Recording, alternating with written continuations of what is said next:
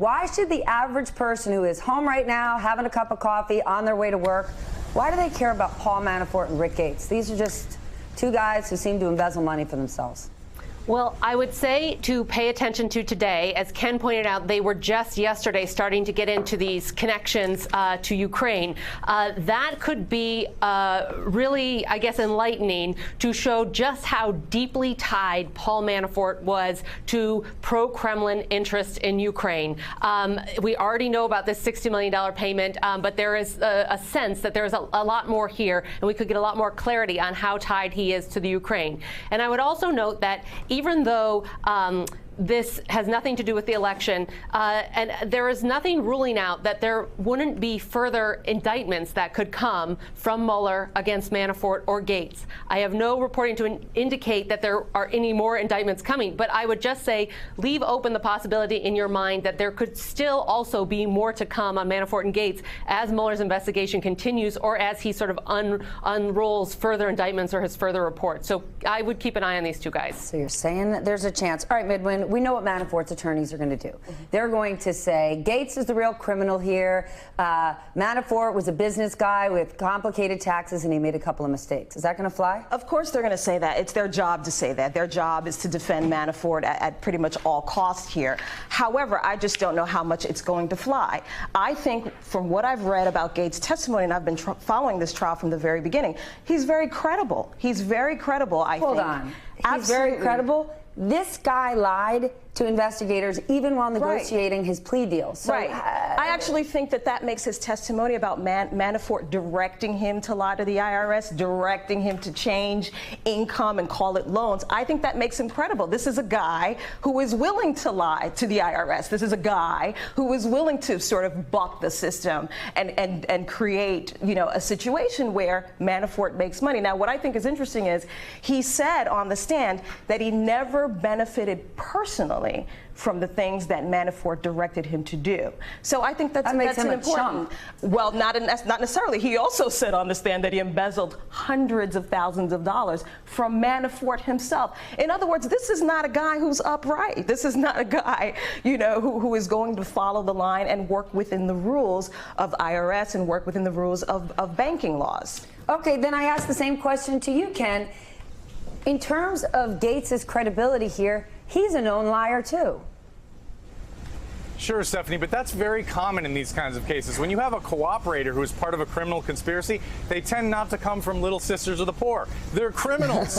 And the point is that the jury is not going to like this guy. He's a very unappealing, unsavory character, but the prosecution wants the jury to believe this guy. And that's why they confronted them up front with all these bad acts, because they don't want there to be any surprises on cross-examination. If the defense can land a punch, it would be some unexpected negative thing in Gates' background that the prosecution hasn't already vetted with the jury. But look, I mean, Gates, I think, is a compelling witness. He speaks in soft tones in an understated manner. He's a military veteran. Yes, he's a liar. Yes, he's an admitted criminal. But this trial is about crimes. It's about bank fraud and tax fraud, and Gates is bringing the jury into the conspiracy. Soft tones and a military background, and then he appeared to have found a life of crime. These are good guys. All right, Shannon, what should the president, is there anything the president should be super worried about? At this point, not that we know of, but I think the interaction, the dynamics of these two sort of show a bigger sense of what's going on with the different characters involved in this investigation. Manafort and Gates, people had described them to me as like Batman and Robin, that Gates was Manafort's ally, that no one ever expected Gates to flip on Manafort. But these investigations have a way of breaking down old alliances. Donald Trump and Michael Cohen, Gates and Manafort, and I think that as this investigation plays out and more people are put under stress from legal fees, from questions from Mueller, from grand jury subpoenas, we are going to see alliances just like this one crumble and break down. And I think anything goes. Everyone is game, and all loyalties are off the table as this progresses. Midwin, how much is on the line here? If this case is successful in getting Paul Manafort, what does that do to Mueller's investigation? And if they're unsuccessful, where do they go? I mean, President Trump is going to be on the witch hunt megaphone if this case doesn't work. Which is surprising that he could be any more on that megaphone from what we've heard thus far. But I think that he could stand on top of the wall he wants to build and just keep shouting. I think this prosecution would bode well for Mueller if he's successful, because what it will say is, listen, I've done the work and I've done the digging, and I think that Trump would be very nervous. Now, it's interesting, a lot of people are saying that when you look at Rich Gates' testimony and how he flipped on Manafort, that's one of the things that Trump is concerned about, people flipping, alliances being broken. But we have to remind everyone here that there should be no concern for anyone to flip on you if you've done anything wrong, if you've done nothing wrong. So I think that that's one of the things that we have to look out here for. But I think you're right. I think if Mueller secures a victory here, if these prosecutors secure a victory, it will give this investigation added credibility, because many people are saying, you know what, Mueller has gone off on a tangent here. He was initially tasked with just looking at whether or not Russians interfered in our election, and whether or not money. Exactly. And so there are many people who feel that this sort of angle of his investigation is not necessary. It's not within the purview of the order that he was supposed to do. So I think that this would give him additional credibility. If you are innocent, if he secures it. If you have done nothing, why would one story keep changing? Exactly. Ken, I do want to ask you about the friction between the prosecutors and the judge. That's been a recurring theme in this trial, Stephanie. This judge likes to impose his will on the courtroom in what some observers think is an officious manner. As one of our analysts said, some judges are content to be the umpires. It means obnoxiously sort of imposing his authority. And, you know, some judges are content to be umpires. This one wants to pitch and play shortstop.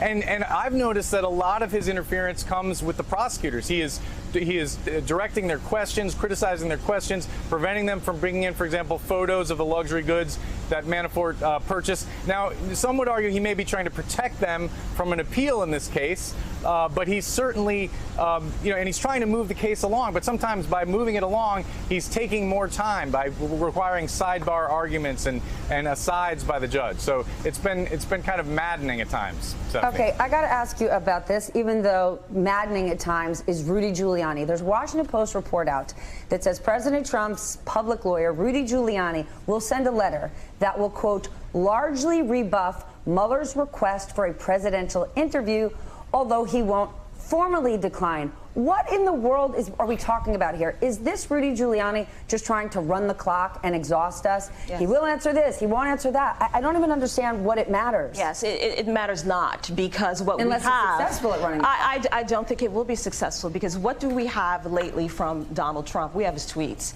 And we have his tweets, who we now know from Sean Spicer and from the current you know, White House press secretary. They are official statements. They are official White House statements of the President of the United States. So he has already said and admitted, despite the fact that he said that initial meeting at the Trump Tower was about adoptions, we now know from his own words that that was about getting opposition information from a foreign entity. So we already have his statements. So Giuliani can run around here and send all the letters that he wants to Mueller. At the end of the day, there is enough information here from Trump's mouth of his own doing that he knew what was going on, or perhaps there's a lot of evidence that shows that he may have known what was going on. So we should point out, yesterday Don Jr. told Laura Ingraham it was a bait and switch. Now he's saying they went for the opposition research, but once the meeting started, they discussed adoption. None of that makes sense. And remember, it's never really about adoptions, even if they say that. That's code for Magnitsky Act, i.e. sanctions. Hey there, I'm Chris Hayes from MSNBC. Thanks for watching MSNBC on YouTube. If you want to keep up to date with the videos we're putting out, you can click subscribe just below me, or click over on this list to see lots of other great videos.